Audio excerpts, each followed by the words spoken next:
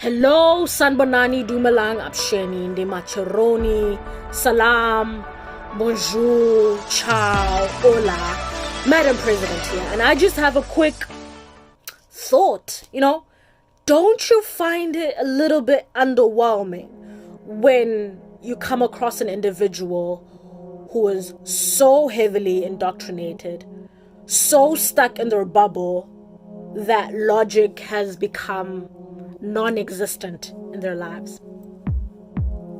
And that's the power of indoctrination. To some extent, I'm able to lend a hand of, I don't know if it's sympathy, but I guess understanding when an individual is so stuck in their ways that it cannot be challenged, it cannot be opposed. And I'll tell you, there is a poison in imprisoning yourself in your ways. There is an element of the lack of growth in your thinking if you have never challenged the way you think. And that applies for anything, politically, socially, religiously. If you've never challenged the way you think, then you have chosen to stop growing. And there's so many ways you can challenge the way you think. Read a book, travel, speak to people who don't look like you, who are not in the same age group as you, who grew up in a different geographical area as you. That's the way to grow. I'll give you an example of how people who are stuck in their bubble, I want to say puzzle, in their bubble, can become a danger to society. We're in a pandemic right now.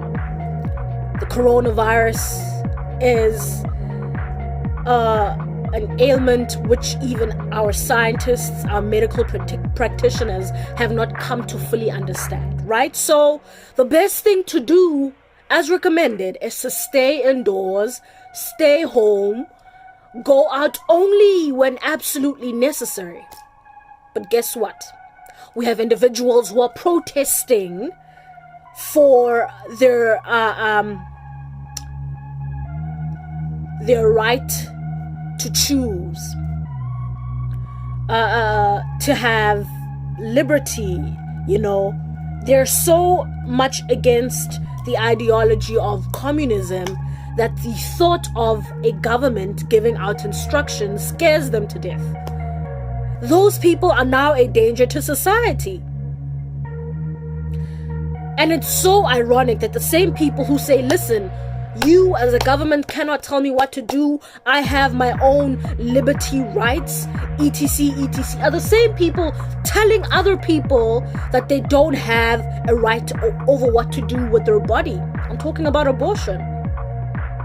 Very controversial subject in this day and age. But you cannot change your logic or your ideology depending on whether it benefits you or not. And you can see these people have lived in their circles, in their bubbles, all their lives, that anything contradictory, regardless of whether it makes sense or not, scares them to death. It's a very dangerous thing to do. So not only are you disservicing yourself when you choose not to even consider what might be different from the way you think, not only are you doing a disservice to yourself, you're doing a disservice to those around you. You become a dangerous person. I'm just saying. So yeah, and on the flip side of my argument, it is very difficult to find an individual who will say, listen, I am 100% impartial. I'm able to see both sides of the story equally. No, because you can't,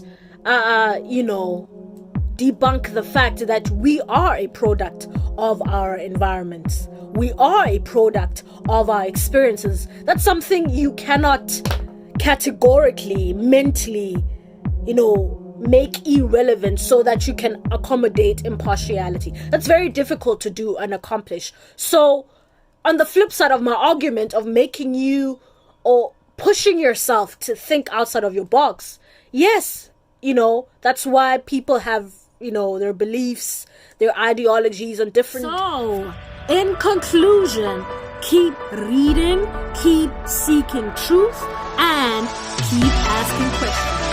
See you on the flip side.